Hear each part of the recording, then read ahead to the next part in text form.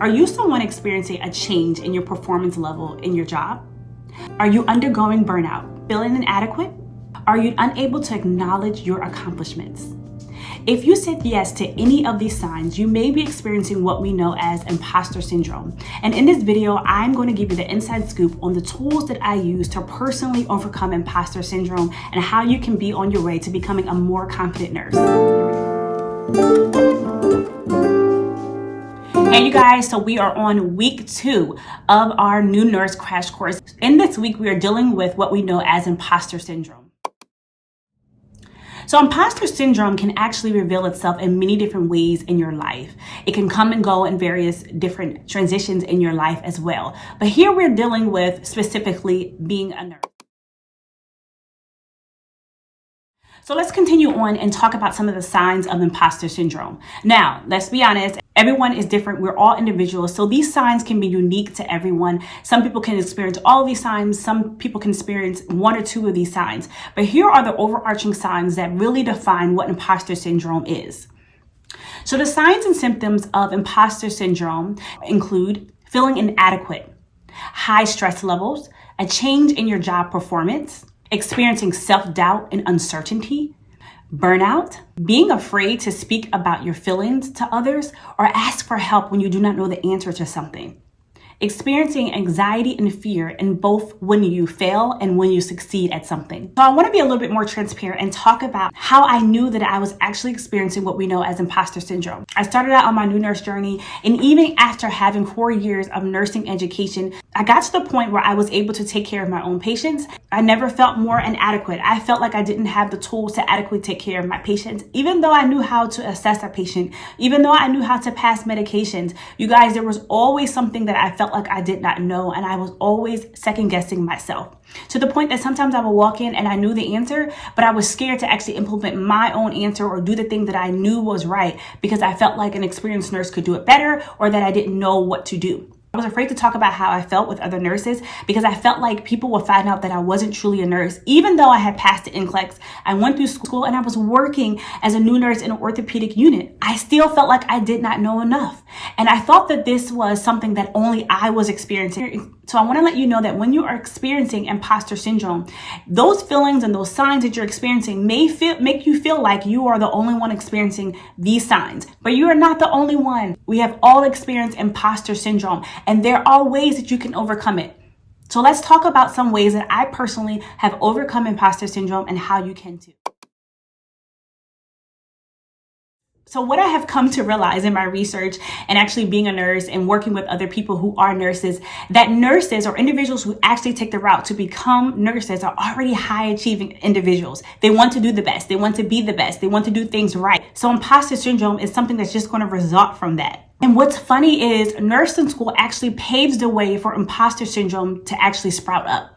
So let's get to the nitty-gritty, right? How do we deal with imposter syndrome? If you do not share these feelings of inadequacy and feeling that you do not know anything with other people, until you actually let it out and talk about it, it's going to always be there and you will never be able to overcome it. So the number one thing is to talk about how you feel, talk about your issues, talk about the things that you have made mistakes with, and talk about them to someone who actually has experience. And not only that, talk about them to someone who's actually going through the same thing as you, which means you probably will have to show yourself and be transparent with a new nurse. One of the best things I ever did as a new nurse was to talk about some of the things I did not know to my fellow new nurses. Oftentimes when I did it, I felt so scared that I was the only one that didn't know certain things. I remember specifically I was in the elevator with one of my nurse besties, and I commend you to actually bond with someone who was a new nurse. And we were in the elevator and we had to take someone down for a procedure and they were on telemetry. And when you have someone on telemetry, you have to make sure that a nurse is on board just in case that person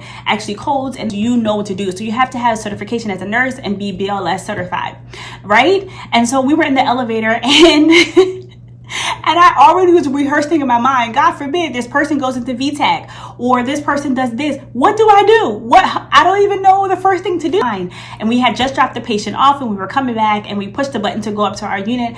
And my nurse bestie turns to me and she was like, Leah, so what? I can't even say it because I'm laughing. But the very thing that I was saying over in my head, she said, Leah, What are we going to do if this person codes in the elevator? Do you know what to do if this person goes into VTAC? Reminds you, we had like 6 months of experience of being a nurse. And I looked at her and I said, oh my God, I was thinking the same thing. What do we do? And so from that moment, we laughed about it, but from that moment, what I realized I implemented, and I vow to you to implement, is to implement a growth mindset. And so from that moment, I realized it was something that I didn't know. So I immediately, once I got some spare time in that day, I went through all the things I didn't know on how to actually administer interventions to a patient that may experience VTAC in the elevator, that may basically lose their pause. Things, because we were trained and we had BLS certification, we were nurses, we know how to go through the ABC, ABC protocol, knew what to do, but we were second guessing ourselves. And when I went back and I researched, I was like, oh, I know how to do this. Oh, I know this. And so a lot of times we know the answers to things, but we tell ourselves we don't know the answer.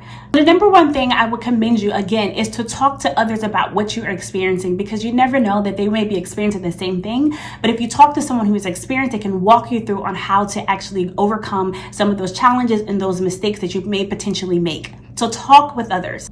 And number two is to become aware. When you actually become aware that you may be experiencing imposter syndrome and you actually identify some of the challenges that you're experiencing, you want to create a plan on how you can eliminate those mistakes from happening. When you identify the struggle, it can actually bring you to a state of relief and move you to a game plan to overcome all of these challenges. I'm going to tell you, something really unlocked in me within, I would say, my 1.5 years of being a nurse. And I was like, wow, there's so many things that I have second guessed myself, so many things that I thought that I did not know. But until I actually became aware of those things, actually set up a plan on how to overcome those things that I did not know, man, I felt like if I had stayed in that spot and allowed those things I didn't know continue to become my weakness, I would not be here at the spot that I am today. So I want to admonish you and I want to push you to become a better nurse. So if things you do not know, reach out to an experienced nurse and ask them, how do they overcome this? How do they learn this? So that you won't experience high levels of stress and anxiety, and that you can be the best nurse that you can be. The next tool that I actually implemented was to eliminate negative talk. When I tell you, negative talk is one of the most crippling things that you can actually indulge in as a new nurse. I will walk into work a lot of times and be like, this is going to be the worst day. I'm praying I don't kill nobody. I don't know how to do that med. I don't know how to do that procedure. I will never be able to insert an IV. I used to say that all the time. I don't want to do IVs. Don't ask me to do an IV. I used to say that for about a month. I used to be scared. I used to even sometimes, I'm not going to lie, I would lie and say I actually tried and go get someone and say, hey, can you put in an IV? Because I was even scared to poke someone. But what I have learned, you guys, is that when you actually talk positive to yourself and say, I'm going to put in this IV, I'm going to do this blood draw, let me tell you, there's something that just comes alive inside of you, like your hands just start to actually, even if you did not know or you're not sure if you're going to do it, it's like you telling yourself, command your body that we're going to do it, and you actually do it. When I started walking into work and be like, I'm going to put in every IV that comes my way, y'all, it actually happened. When I went into work and be like, I'm giving blood, I know how to give blood. I was confident in it. And now I can say after 4 years of being a nurse, I am confident when I walk into work. And even when I have moments where I am not confident, I have self-talk and say, I am a good nurse. I will have a good shift. My patients will have a good day. Will be able to administer blood. I will be able to be a charge nurse. I used to have moments where I'm like, man, I can't lead anybody. I can't be a charge nurse because I don't know how to take care of my patients. But then I started to shift my mind and my thinking, and I started to say, I do know enough. And if I don't know enough, I know the resources and I know the tools and the people to reach out to in order to help the people on my unit. And y'all, I can walk into work and I can take care of everything in that unit, from the UC all the way up to the charge nurse. And I am so thankful, because I implement what we know as positive thinking. So tell yourself those things you struggle with. Tell yourself, I can do this. I can do this. Even if you have to go to the bathroom and have a positive talk with yourself and say, I can do it, you can do it. And don't you let anybody else tell you that you can't. Don't let your manager, because I have had managers told me that certain things I couldn't do. So the next way that you can overcome imposter syndrome is to teach others. After being a nurse for, I would say within my 2nd year, I was asked to actually precept. And the first time they asked me, I was like, huh? What? You asking me? But let me tell you, it was something that unlocked another skill that I didn't even know that I had. You guys, it was to the point that some of the new nurses were walking in and was like, I want to be with Leah. And I'm thinking, me? You want to be with me because sometimes I don't even know the answers. But what I have learned that in order to help you be more confident, it's actually good to teach others. And you can teach others. If you are a nurse that has more than a year of experience, you know something. You can take care of patients. You can teach others. And what I realized is that when I didn't know the answers to something, it didn't mean that I wasn't skilled enough to teach others. It means that I would actually need to go find the answer and point them in a direction to do it.